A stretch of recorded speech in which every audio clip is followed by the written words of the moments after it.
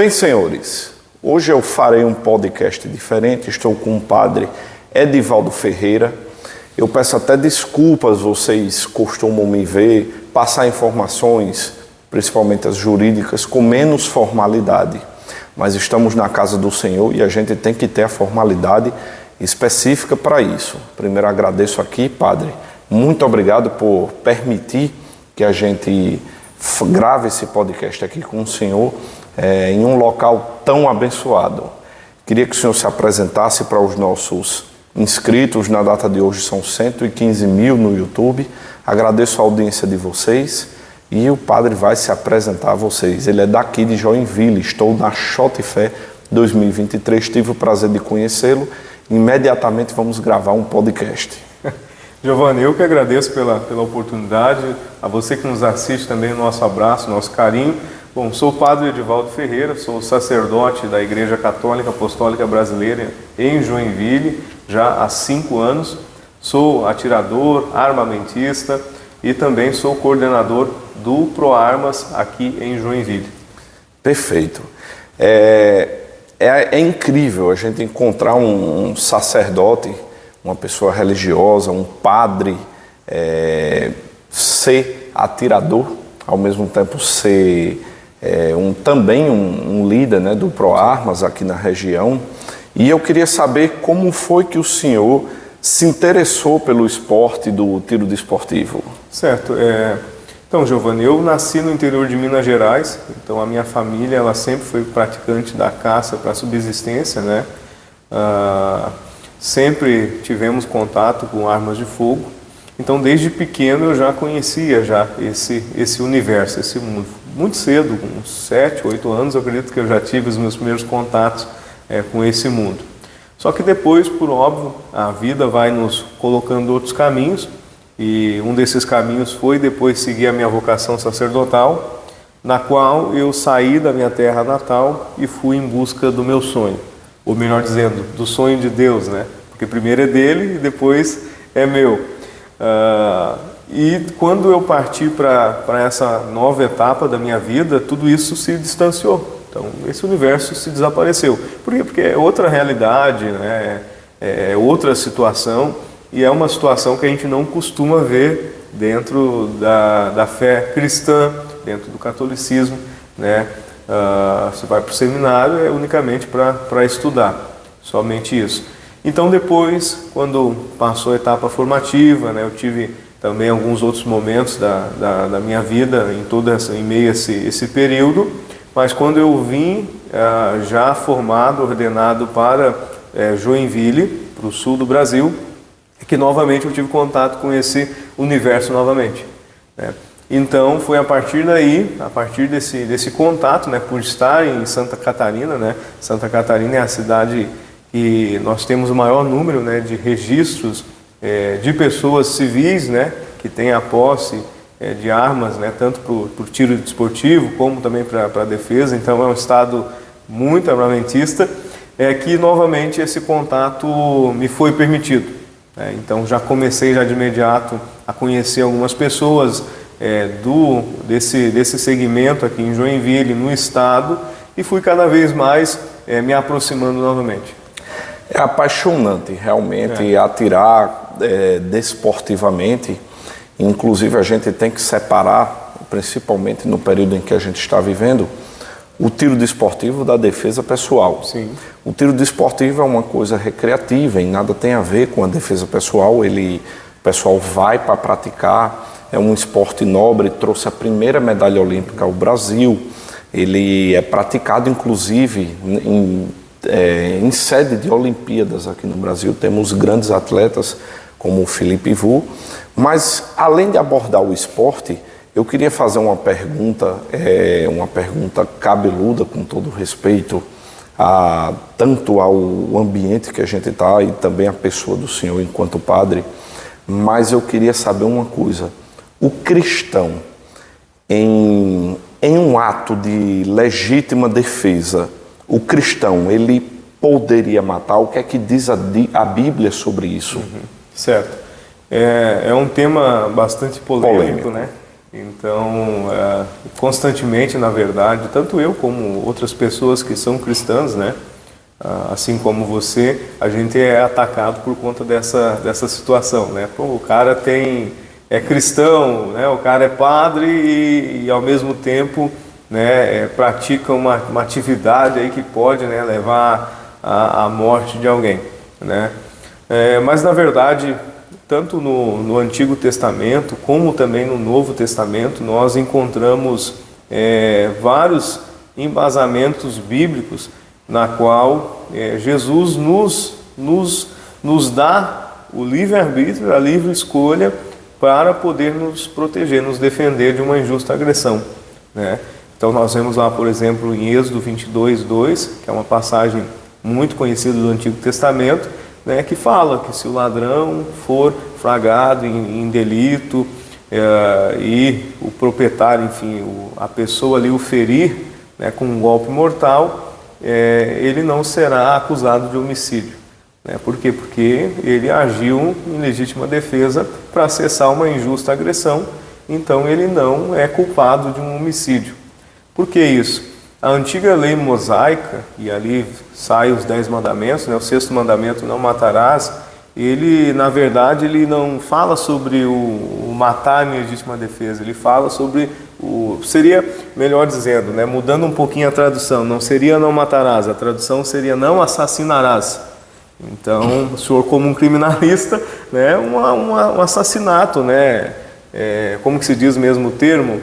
É porque existem, como eu sou criminalista, existe a questão do assassinato, que é sem um motivo de legítima defesa, sim. E quando você pratica o homicídio em estado de legítima defesa, a legítima defesa é uma das excludentes de ilicitude. Isso significa que, para a lei dos homens, quando você mata, mas esse ato foi para salvar-se de um perigo atual e iminente, ou salvar outra pessoa de uma ameaça à sua integridade física, você exclui a tipificação do crime. E eu até, assim, eu peço perdão a Deus, inclusive, porque eu sou um estudioso da lei do homem. Eu preciso parar, me consertar e estudar também a lei de Deus. Mas em algumas passagens que eu li, talvez por Provérbios, estava mencionando lá que você não deveria matar em vão. Exatamente. E além disso, eu vi alguma menção sobre a pessoa vender alguma coisa, a sua capa e adquirir a sua São espada. Mateus, isso mesmo. É essa forma mesmo. Isso, exatamente. Então, o 6º mandamento, na verdade, ele vem nos falar de um homicídio qualificado, onde a pessoa ela realmente mata uma pessoa a sangue frio. Torpe. Exatamente, motivos banais, né? Inveja, brigas, enfim. Ele fala exatamente sobre isso, ele não fala sobre a legítima defesa. Tanto é que a antiga lei mosaica, ela também trazia penalidades específicas para crimes específicos, né? Então, a pessoa cometeu tal crime, é tal pena. A pessoa cometeu um assassinato, tal pena. Foi de uma forma X, tal pena. Ela era muito específica, né, para suas punições. Então, nós já vemos então no Antigo Testamento que existe sim, né, uma abertura para que o cristão ele age em legítima defesa. E tanto é que depois no Novo Testamento, o próprio Evangelho de São Mateus nos traz, né, aquele que não tem uma espada, venda a sua capa e troque por uma espada, né? E nós vemos que até no próprio momento da traição de Jesus, né, Pedro fere o soldado com a espada, né? E essa passagem ela é até mesmo usada contra nós, né, para dizer que Jesus tinha reprovado aquela situação, né? Só que na verdade Pedro já estava portando uma espada, né? Então Jesus sabia que Pedro estava armado, ou seja, Pedro andava armado o tempo todo ao lado de Jesus, não tão somente Pedro, com certeza os outros discípulos também, né, andavam armados. Paulo andava armado, ele era um ex-soldado romano, né? Então Paulo com certeza também estava armado, e uma espada, pelo tamanho, a sua proporção, é óbvio que Jesus já tinha visto que eles estavam com essa arma. Em nenhum momento Jesus repreende o fato deles estarem armados portando as suas espadas. O que Jesus repreende de fato é fato. Ele repreende a ação de Pedro naquele momento pelo fato de que, se Pedro continuasse com a sua agressão, se assim eu posso dizer, ele estaria bloqueando a missão de Jesus Cristo. Então, se Pedro continuasse com a espada levantada, Jesus não teria sido entregue, Jesus não teria sido crucificado e, por consequência, Jesus não teria ressuscitado. Ou seja, toda a missão de Cristo, que foi uma missão muito específica nessa terra, ela seria jogada água abaixo. E nisso a gente vê algo que é muito interessante e serve para todos nós que defendemos a legítima defesa, que apoiamos a legítima defesa, que nós temos que ter uma grande sabedoria, uma sabedoria até posso dizer divina, do momento de agir e de não agir.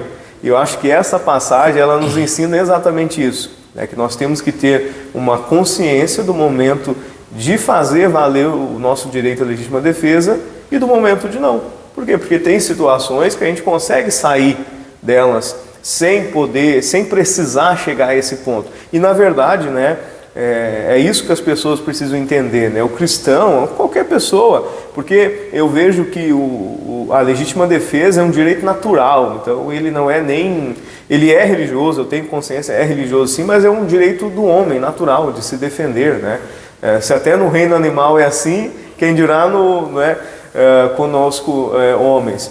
Então, eu vejo dessa forma, de que nós temos sim o direito de nos defender, mas há também situações que nós conseguimos sair delas sem precisar fazer valer esse nosso direito. Não precisa chegar nesse ponto, e é o que a gente quer, A gente não quer que chegue nesse ponto, É porque eu acredito até que o senhor esteja falando que vocês não podem confundir o direito à legítima defesa com você sair fazendo justiça aí com as próprias mãos. Isso mesmo. Não é isso, entendeu?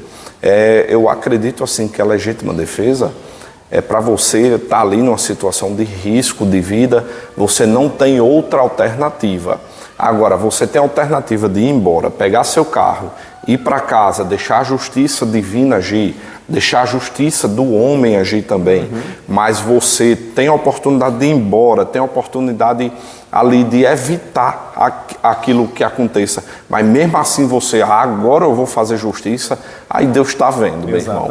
E do julgamento de Deus, olha, eu vou dizer um negócio, se você acha que Deus não está vendo, é pior do que essa fase de hoje, que todo mundo tem um celular, tem uma câmera em todo lugar. A de Deus é diferente, ela sabe até o que o cara está pensando. Onisciente e onipresente. Exatamente. Eu vou aproveitar agora, e vou fazer outra pergunta cabeluda. Me diga uma coisa, o cristão, ele pode tomar vinho? Porque algumas pessoas defendem que não, só que eu posso estar enganado, peço perdão, não sou um estudioso da Bíblia, deveria ser, vou tomar vergonha na minha cara agora, e vou depois estudar. Do encontro nosso, exatamente, e vou começar a estudar a Bíblia, eu leio a lei dos homens, sim, mas eu sei de uma passagem que Jesus transformou água em vinho e não vinho em água. Sim. Afinal de contas, o cristão, ele pode beber vinho ou não? E o que é proibido se ele puder beber vinho? Seria o exagero? Na verdade assim, Giovanni, tudo na vida, eu costumo dizer que tudo tem limite, Até o município, o estado, ele tem limite, assim a nossa vida também tem. Então eu acho que tudo que atropela esses limites, nós acabamos pecando, em tudo, em tudo, na palavra, na fala, nas ações, nos pensamentos. Por quê? Porque o ser humano, infelizmente, quando ele passa de um certo patamar, de um certo limite, ele já começa a ter atitudes erradas. Então, por exemplo, se eu tomo uma garrafa de vinho, eu posso estar bem, tranquilo, mas se eu tomo 2, eu já não estou em minha plena consciência mais. Então, isso pode fazer com que eu cometa algum mal. Isso pode fazer com que eu faça mal para mim e faça mal para as outras pessoas. Então, é nesse sentido que nós falamos, beber é pecado. Não, beber não é pecado. O pecado é o exagero, o pecado é o que você faz a partir do momento que essa bebida passa a te dominar, porque muitas pessoas, de fato, ela domina, você não tem controle nenhum sobre o seu corpo, né? Então já não é você mais que domina, mas sim, né, esse outro elemento que está te dominando. Então, a partir do momento que nós cedemos a outras forças, nós acabamos pecando. Por quê? Porque corre-se o risco de nós fazermos mal a nós e ao próximo. É isso que é pecado, né? É a partir do momento que você faz mal para você e faz mal para outra pessoa. Isso caracteriza um pecado. Eu vou contar uma curiosidade que talvez, eu não sei, eu acho que o senhor não saiba, muita gente que está assistindo a gente não sabe. Ela é referente à lei dos homens.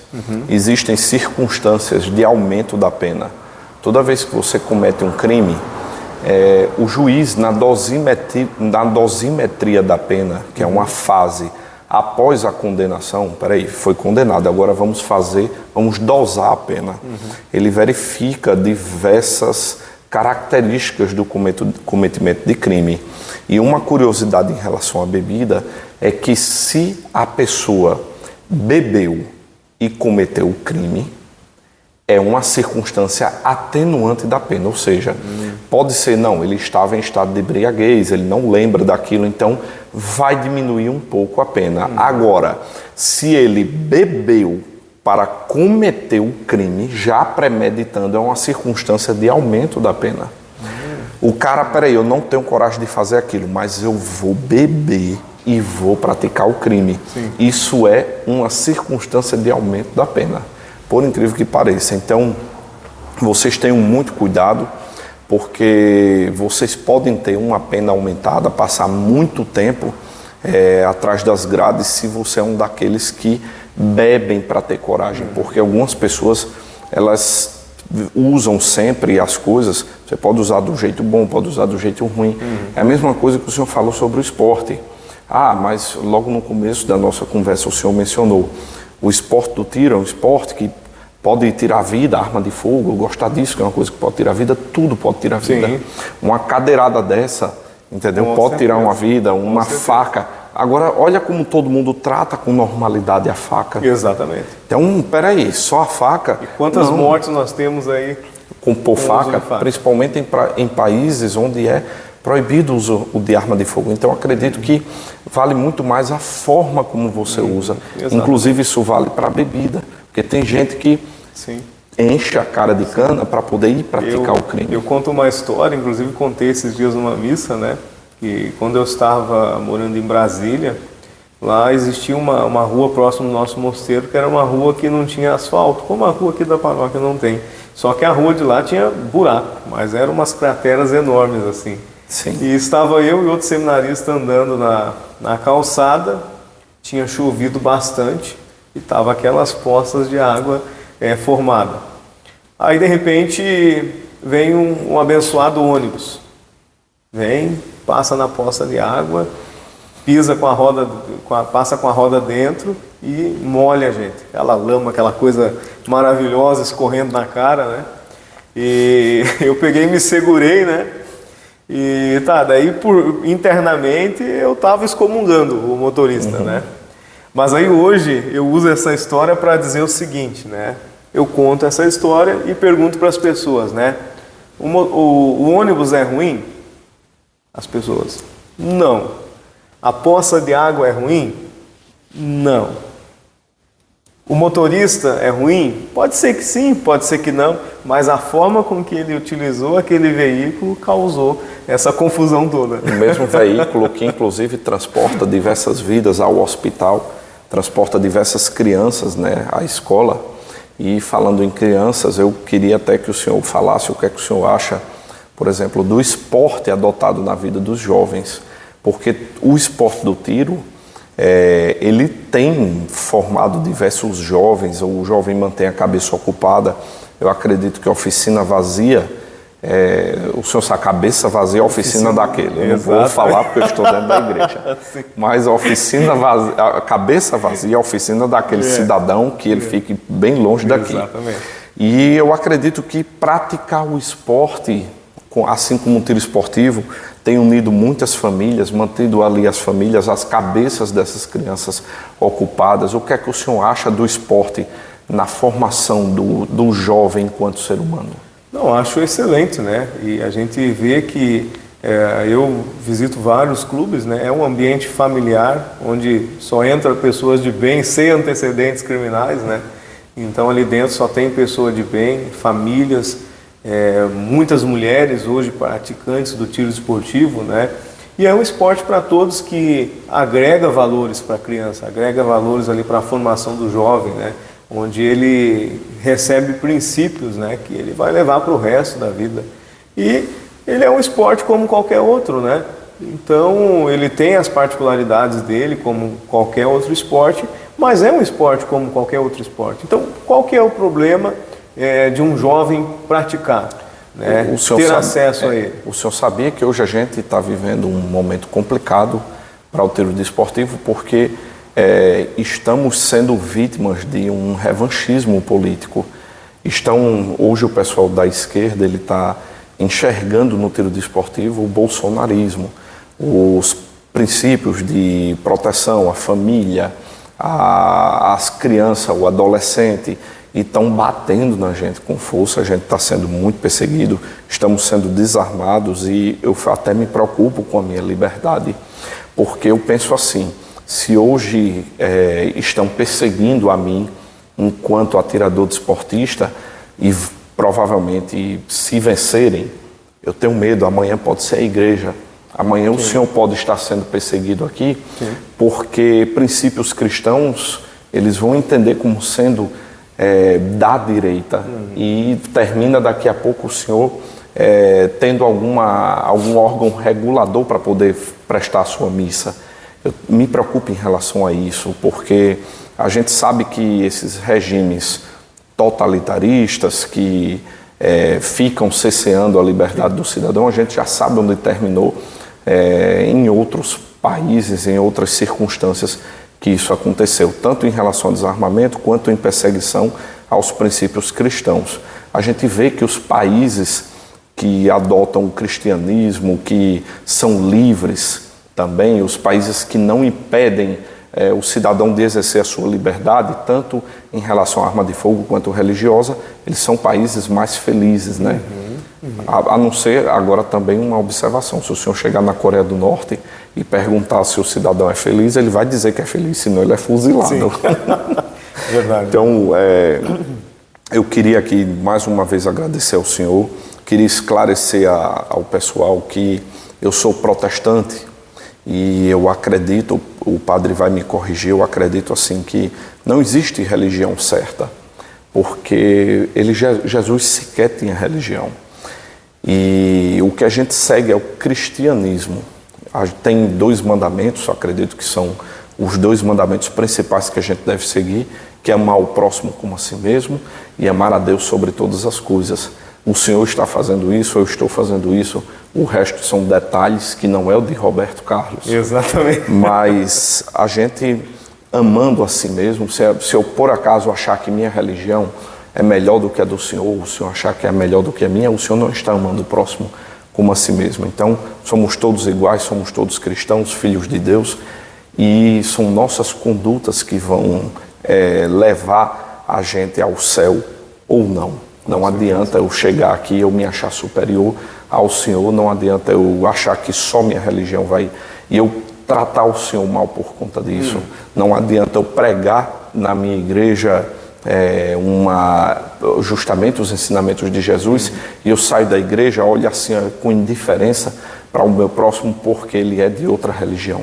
A gente tem que amar a todos, estou certo ou não. Com certeza, eu sempre digo, né? Para as pessoas, né? Faça o melhor aonde Deus te plantar. Se Deus jogou a sementinha para você estar ali, se você é feliz ali, faça o teu melhor ali, viva a tua fé da melhor maneira ali, porque é o que você vai levar para a vida eterna, exatamente aquilo que você faz, aquilo que você é. A última pergunta para a gente encerrar, e cabeluda também. O cristão, ele pode ouvir rock? Eu sou um que ouve bastante rock. É mesmo? Sim, sim.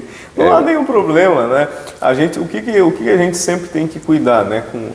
Volto mais uma vez à questão não só a questão dos excessos, mas não com relação ao excesso em si. A gente tem que cuidar com o conteúdo que contém por trás. O pai do rock é o diabo? Não. Não? O conteúdo, né? Hoje a gente voa lá, por exemplo, funk. Um exemplo, funk.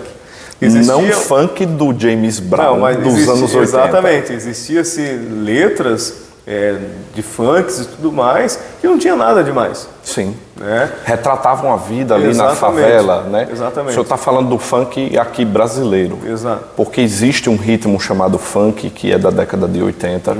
Ele foi disseminado pelo James Brown. Ele era um ritmo que não tem absolutamente nada a ver com o funk que a gente escuta aqui no Brasil. Exatamente. Só que o funk, ele sempre foi uma música tanto na época do James Brown, uma música do negro, uma música da periferia, tal qual o blues. Não sei se o senhor sabe, o blues era uma música dos negros e ele foi convertido depois em rock, aceleraram o blues, virou rock. E assim vem surgindo outros ritmos. Exato. E o funk, ele veio do James Brown, era um artista negro, era muito bom, entendeu? O funk do James Brown. Só que ele, assim, foi na periferia, ele foi abrasileirando, ele foi se convertendo, virou esse funk. Infelizmente, o funk de hoje, ele não agrega em nada com a vida das pessoas, porque eles... assim, pregam tanto, né, que tem que valorizar a mulher, e o senhor chega e tem uma música que ali trata a mulher como se fosse um objeto. Exatamente. Então isso, acredito que... Então é realmente aí que mora o perigo de tudo, né? Então a gente não há nenhuma proibição com relação ao que a gente ouve ou deixa de ouvir, mas a gente tem que cuidar com o conteúdo, né? Porque a gente pode estar ouvindo algo ali que venha trazer prejuízos para a nossa conduta, para a nossa vida, porque querendo nossas músicas hoje você ouve, realmente elas entram dentro da tua cabeça. São vibrações. Exatamente, então é nesse sentido que a gente tem que ter um cuidado. Muito obrigado, padre, obrigado por receber a gente. Quem quiser vir a Joinville, estiver em Joinville e quiser visitar o senhor, é só procurar o senhor também, principalmente no Instagram, né? Como é que... Fale, por favor, o seu Instagram para o pessoal. Então, vamos lá. Padre Edivaldo Ferreira. Edivaldo com I, né? Edivaldo com I, isso não mesmo. É Demudo, não. É Divaldo Ferreira. Inclusive, pelo senhor ser de direita, vai ter que digitar o nome todinho do padre. Porque tem um tal de Shadowban aí no Instagram. Os pessoal que é de direita, se não digitar o nome completo lá no Instagram, não aparece. Deus abençoe o senhor, abençoe sua paróquia. Que quando o senhor for a Lagoas, estaremos à disposição para o senhor conhecer nosso clube de tiro também. Viu? E queria que o senhor, para se despedir, desse uma palavra aí de esperança aos atiradores, porque a gente está vivendo um período não muito legal, entendeu? Estamos sendo perseguidos por puro revanchismo, vingança. Isso é muito chato para a gente. Não, Giovanni, obrigado mais uma vez pela oportunidade, pelo carinho. Obrigado a você também que está nos assistindo, vai nos assistir. Nós precisamos ter muita resiliência nesse momento e precisamos também ter muita fé, né? Não importa a sua religião, não importa o que você acredita, você tem que ter fé, você tem que se apegar naquilo que vai lhe manter de pé, né? E a espiritualidade, ela faz total diferença na nossa vida. Então, não adianta você defender os seus princípios, mas se você não acreditar neles, se você não lutar por eles. Então vamos nos unir cada vez mais, vamos nos fortalecer, nós somos uma família bonita, isso está mais do que provado, e que nós possamos continuar desta forma, desta maneira. Muito obrigado a todos vocês, nos vemos no próximo vídeo, um abraço e fiquem com Deus.